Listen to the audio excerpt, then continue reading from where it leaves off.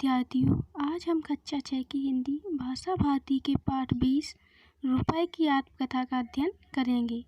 प्रश्न 1 है, सही विकल्प चुनकर लिखिए। इसमें का नंबर का है। वैदिक युग में रुपए का नाम था रुपया, रूपी, रुपिकम, रुपाई, तो इसमें होगा रुपिकम। खा नंबर का है, सन 1957 के पूर्व रुपए में होते थे 1000 पैसे, 64 पैसे, 50 पैसे, 25 पैसे, तो इसका सही उत्तर होगा 64 पैसे। गा नंबर का है, रुपए के नए अंतर्राष्ट्रीय प्रतीक की लिपि है द्रविड़, ब्राह्मणी, देवनागरी, गुरुमुखी, तो इसका उत्तर होगा देवनागरी। प्रश्न 2 है, रिक्त स्थानों की पूर्ति कीजिए। का नंबर का है, रुपया शब्द का सर्वप्रथम प्रयोग ने किया, तो इसमें आएगा शेरशाह सूरी। रुपया शब्द का सर्वप्रथम प्रयोग शेरशाह सूरी ने किया। खा नंबर का है, रुपए का दशमलीकरण सन में किया गया, तो इसमें आएगा 1957 ईस्वी। रुपए का दशमलवीकरण सन 1957 ईस्वी में किया गया। प्रश्न 3 है, एक या दो वाक्यों में उत्तर लिखिए। का नंबर का है, शेरशाह सूरी के कार्यकाल में रुपए का वजन कितना था, तो इसका उत्तर होगा शेरशाह सूरी के कार्यकाल में रुपया चांदी के सिक्के के रूप में था, जिसका वजन 178 ग्राम था, जो लगभग 11.5 ग्राम के बराबर था। खा नंबर का है, रुपए को कागज के एक और किस बैंक ने मुद्रित किया था, तो इसका उत्तर होगा रुपए को कागज के एक और बैंक ऑफ बंगाल ने मुद्रित किया था। गा नंबर का क्वेश्चन है, प्राचीन समय में सोने और तांबे के सिक्के किस नाम से जाने जाते थे, तो इसका उत्तर होगा प्राचीन समय में सोने और तांबे के सिक्कों को भी रुपिकम के नाम से जाना जाता था। घा नंबर का है, रुपए के नए अंतर्राष्ट्रीय स्वरूप की डिजाइन किसने की, तो इसका उत्तर होगा रुपए के नए अंतर्राष्ट्रीय स्वरूप की डिजाइन भारतीय प्रौद्योगिक संस्थान के प्राध्यापक श्री उदय कुमार ने की। प्रश्न 4 है, 3 से 5 वाक्यों में उत्तर दीजिए। इसमें का नंबर का है, हिंदी के अतिरिक्त अन्य भारतीय भाषाओं में रुपए को किस नाम से जाना जाता है, तो इसका उत्तर होगा हिंदी के अतिरिक्त अन्य भारतीय भाषाओं में रुपया शब्द का नाम भी उस नाम की समानता लिए हुए नाम से ही जाना जाता है। जैसे गुजरात में रुपयो, कन्नड़ में रुपाई, मलयालम में रूपा, मराठी में रुपए नाम से जाना जाता है। इन सब भाषाओं में थोड़े परिवर्तन से रुपए का स्वरूप एक ही है।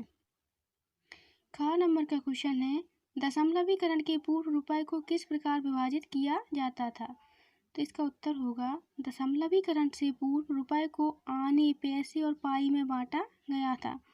उस समय अर्थात 1957 से पूर्व 3 पाई का 1 पैसा होता था, 4 पैसे का 1 आना और 16 आने का 1 रुपया होता था। गा नंबर का क्वेश्चन है, वर्तमान में किन किन देशों की मुद्राओं के लिए अंतर्राष्ट्रीय प्रतीक प्रयोग में लाए जाते हैं, तो इसका उत्तर होगा अन्य देशों की मुद्राओं के अंतर्राष्ट्रीय प्रतीक निम्न प्रकार से प्रयोग में लाए जाते। नंबर 1 अमेरिकी डॉलर, नंबर 2 ब्रिटेन का पाउंड, नंबर 3 यूरोपीय संघ का यूरो, नंबर 4 जापानी येन, नंबर 5 भारतीय रुपया। प्रश्न 5 है, सोचिए और बताइए। का नंबर का है, जब रुपया प्रचलन में नहीं था तब बाजार में लेन देन कैसे होता होगा, तो इसका उत्तर होगा रुपए के प्रचलन में ना होने पर बाजार में लेन देन वस्तु के बदले वस्तु द्वारा होता था। खा नंबर का क्वेश्चन है, रुपए को कागज पर मुद्रित करने के क्या लाभ हैं, तो इसका उत्तर होगा मुद्रा का भार नहीं होता है, अतः लाने और ले जाने में आसानी और सरलता होती है, चोरी और लूट का अंदेशा कम हो गया है, मुद्रा के नष्ट होने पर शीघ्र ही छपाई होकर उसकी भरपाई की जा सकती है। गा नंबर का क्वेश्चन है, यदि आप विदेश जाते हैं तो क्या भारतीय रुपया वहाँ चलेगा, तो इसका उत्तर होगा विदेश जाने पर अब भारतीय रुपया वहाँ चल सकेगा, क्योंकि अब रुपए ने अपना अंतर्राष्ट्रीय स्वरूप प्राप्त करने में सफलता प्राप्त कर ली है। रुपए ने भी डॉलर, पौंड और यूरो की तरह अंतर्राष्ट्रीय बाजार में पहचान बना ली है। प्रश्न 6 है, अनुमान और कल्पना के आधार पर उत्तर दीजिए। तो इसमें का नंबर का है, यदि रुपए का प्रचलन ना होता तो क्या होता, तो इसका उत्तर होगा यदि रुपए का प्रचलन ना होता तो बाजार में वस्तुओं के खरीदने और बेचने में बड़ी कठिनाई होती। वस्तु के बदले वस्तु खरीदने में वस्तु को भार रूप में इधर से उधर लाना और ले जाना पड़ता। साथ ही व्यापारी द्वारा बदले में ली जाने वाली वस्तु का उचित मूल्य नहीं दिया जाता। खरीदने वाले की वस्तु का मूल्य बेचने वाले के द्वारा निर्धारित होता। इस तरह व्यापारी खरीदार को ठगता। क नंबर का है, यदि कागज पर रुपए के छापने की शुरुआत नहीं होती तो क्या होता? तो इसका उत्तर होगा, धातु की मुद्रा का बोझ लादकर बाजार में वस्तु खरीदने के लिए ले जाना पड़ता। कागज की मुद्रा आसानी से और बिना भार के तथा सुरक्षित रूप से एक स्थान से दूसरे स्थान पर ले जाई जा सकती है। ठगी और चोरी का डर बढ़ गया होता। भाषा की बात। प्रश्न 2 है, निम्नलिखित शब्दों की शुद्ध वर्तनी लिखिए। मुद्रित, आर्थिक, चिन्ह, दशमलव, बाटा। तो मुद्रित का होगा मुद्रित, आर्थिक का होगा आर्थिक, चिन्ह का होगा चिन्ह, दशमलव का होगा दशमलव, बाटा का होगा बाटा। प्रश्न 3 है, निम्नलिखित शब्दों में प्रयुक्त उपसर्ग अलग अलग करके लिखिए। अनुराग, अपमान, अनुमान, अपकार।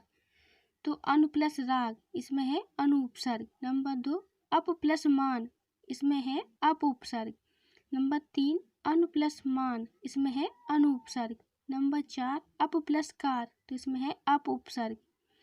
प्रश्न 4 है, ई प्रत्यय लगाकर निम्नलिखित शब्दों से नए शब्द बनाइए। भारत, यूरोप, स्वर्ग, शासक। नंबर 1, भारत प्लस ई बराबर भारतीय, यूरोप प्लस ई बराबर यूरोपीय, स्वर्ग प्लस ई बराबर स्वर्गीय, शासक प्लस ई बराबर शासकीय। प्रश्न 5 है, निम्नलिखित शब्दों का वाक्यों में प्रयोग कीजिए। पाठ्य पुस्तक, सिक्का, स्वतंत्रता, मुद्रा, शासन। तो इसमें पहला होगा, कक्षा 6 के लिए हिंदी की पाठ्य पुस्तक शासन द्वारा बदल दी गई है। नंबर 2, सिक्का। भारतीय सिक्के रुपए का अंतर्राष्ट्रीय बाजार में अब अपना अलग ही महत्व है। नंबर 3, स्वतंत्रता। भारत की स्वतंत्रता में भारतीय वीर जवानों ने अपनी जान की परवाह नहीं की। नंबर 4, मुद्रा। भारतीय मुद्रा का प्रचलन विश्व बाजार में अब महत्वपूर्ण हो गया है। नंबर 5, शासन। शासन द्वारा नकल मुक्त परीक्षा कराने के लिए अच्छी पहल की गई है। प्रश्न 6 है, निम्नलिखित शब्दों की शुद्ध संधि विच्छेद कीजिए। शिक्षार्थी, कवीश्वर, नदीस, भानुदय, महात्मा, परीक्षार्थी। तो नंबर 1, शिक्षार्थी का होगा शिक्षा प्लस अर्थी। नंबर 2, कवीश्वर, कवीश्वर का होगा कवि प्लस ईश्वर। नंबर 3, नदीस, नदीस का होगा नदी प्लस ईश। नंबर 4, भानुदय, भानुदय का होगा भानु प्लस उदय। नंबर 5, महात्मा, महात्मा का होगा महा प्लस आत्मा। नंबर 6, परीक्षार्थी, परीक्षार्थी का होगा परीक्षा प्लस अर्थी। प्रश्न 7 है, निम्नलिखित गद्यांश को पढ़कर पूछे गए प्रश्नों के उत्तर दीजिए। कुछ लोग कागज पर मुद्रित रुपए को तोड़ मरोड़ कर रखते हैं, उस पर कुछ भी लिख देते हैं, उनमें छेद कर उनका स्वरूप बिगाड़ देते हैं, सजावट या माला में उपयोग करते हैं। ऐसा करना भारतीय मुद्रा का अपमान है। हमारा दायित्व है कि हम रुपए का स्वरूप बनाए रखें। इसमें का नंबर का क्वेश्चन है, गद्यांश का उचित शीर्षक लिखिए। तो इसका उत्तर होगा, भारतीय मुद्रा उचित शीर्षक है। का नंबर का है, हम रुपए के स्वरूप को कैसे सुरक्षित रख सकते हैं। तो इसका उत्तर होगा, हम रुपए के स्वरूप को सुरक्षित रख सकते हैं यदि हम उसे सजावट और माला में उपयोग ना करें, साथ ही उसे तोड़ मरोड़ कर ना रखें, उसके स्वरूप को बनाए रखने का प्रयास करें।